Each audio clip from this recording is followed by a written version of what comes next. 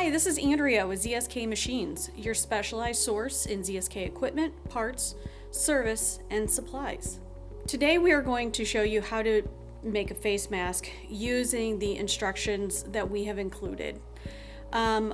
First of all, we are going to load the design. I have already cut out my pieces according to the sheet that has the pattern pieces on there.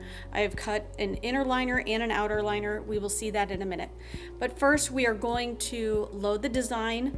The design that I am loading, this is the adult small mask. We have various sizes, but they all follow the same directions.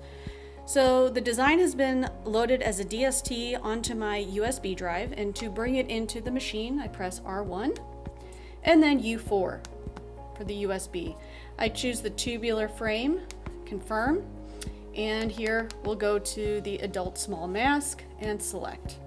We will assign it a free number, confirm, optimize with user-defined values. We're using this time, this option because it is a DST file. Now we're going to use the same needle for all the steps, but we're going to input stops in between each step.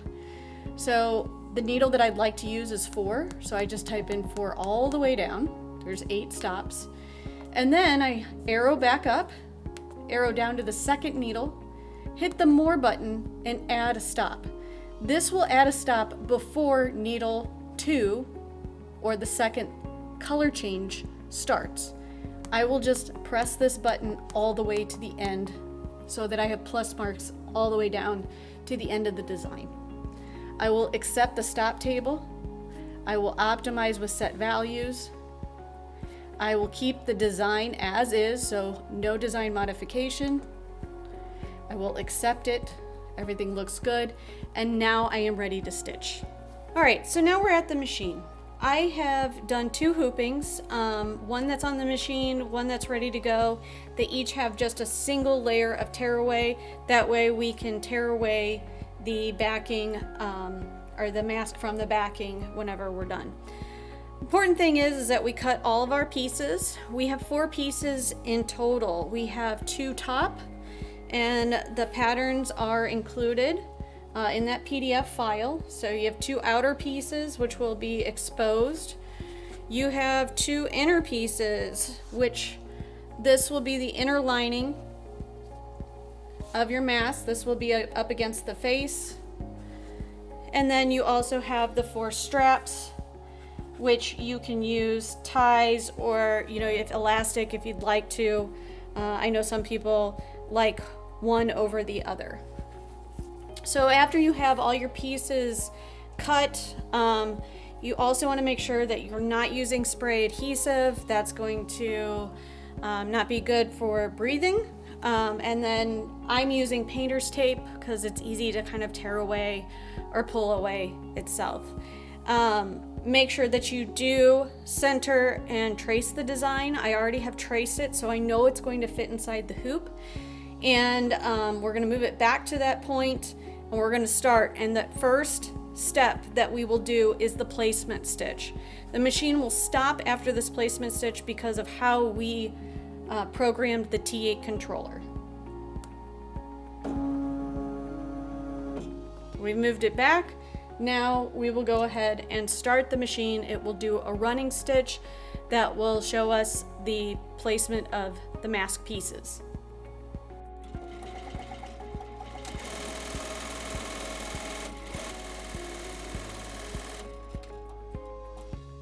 Okay, so now that I've done my placement stitch, we are going to take the inner lining, and if you have a pattern on that inner lining, you want to make sure that pattern is face down onto the backing.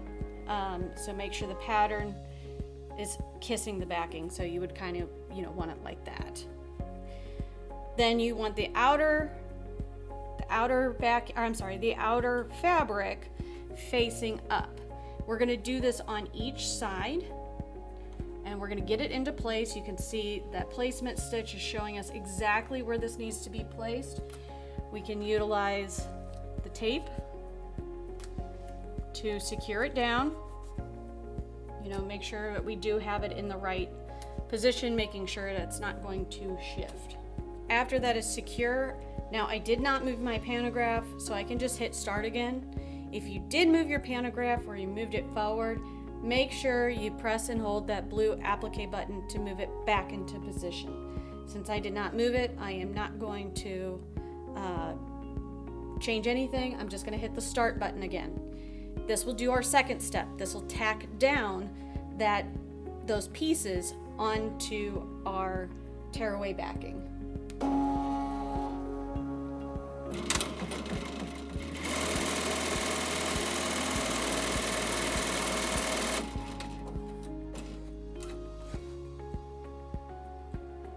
Okay, so it's finished the tack down stitch. At this point, I am going to move the pantograph. So I press the ZSK button on my machine and I will move the pantograph forward or towards me. And I just want to show you here that if you did not pre-cut your fabric, or maybe you didn't place it just properly like I did, at this point you can make any trims, trim around that tack down stitch, just to make sure that that cover stitch or the satin stitch is going to cover on top. At this point too, we could take away the blue tape, as this is up to you. You could take it away later too. For now, since I have it stopped, I'm just going to go ahead and take it away. Okay, after it is all gone, we are still on the pantograph side of the controller. I will press and hold the blue applique button, which will move it back into position at that last stitch.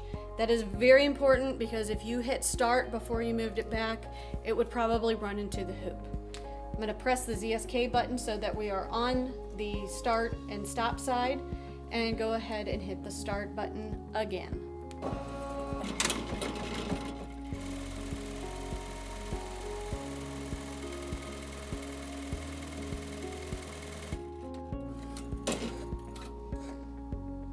All right, the machine has stopped again. This is for our next step of putting on the tie straps. You can also see that it did not do the edges. That is for the final piece or the final construction of the mask. Again, well, I don't actually have to put anything down right now. We can continue to stitch because next will be our placement of where we put the ties. I'll press start.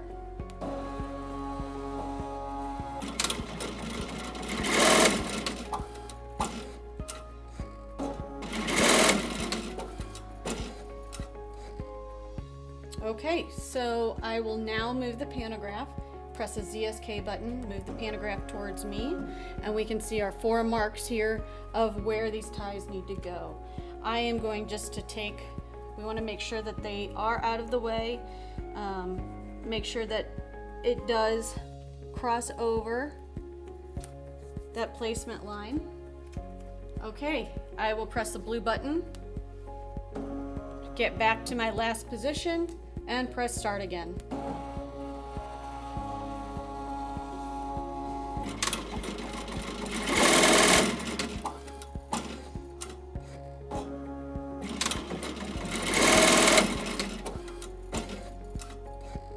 Okay, at this point it stopped. It's going to do the cover stitch. I'm just going to take off the tape. I can reuse this tape. I did not move the pantograph. I'll press start again. And now the cover stitch of the ties. At this point, if you have a large enough hoop, you can move the hoop for that final construction. In this case, I have 2 hoops. I have another hoop that is already ready to go, same size, and 1 layer of tearaway. What we have to do now, I'm going to go ahead and move the pantograph out towards me. We are going to go ahead and tear this out, punch it out.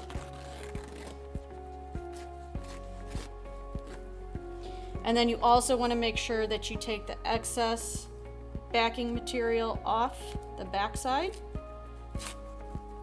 just so you don't have to do it later on. After we've done that, we will remove the hoop. put on the new hoop. We are still in the design. Make sure you move that hoop back to the position with that blue applique button. Press and hold. The next step that it will do is the placement stitch for the final construction. So I'll press the ZSK button, press start.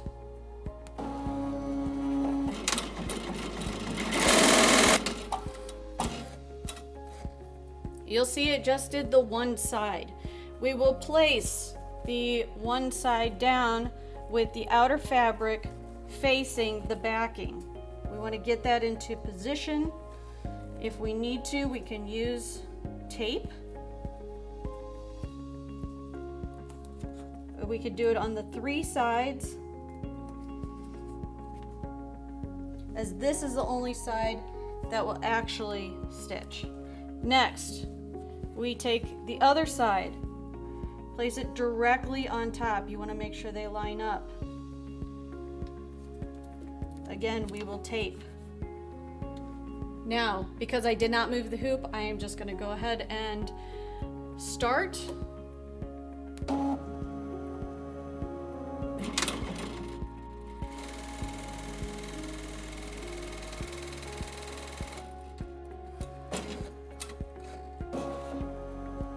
We are now finished. That's the end of the design. Let me go ahead and show you that.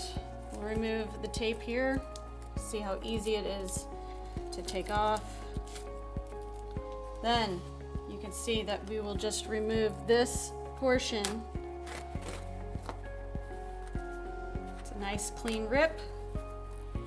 Here is our finished face mask.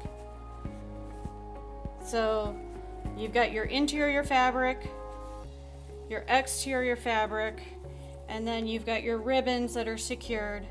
This has got a nice contour to go around your face, and then tie. So hopefully this can help you guys out, during this crazy time. And if you have any questions, just let us know. Thank you.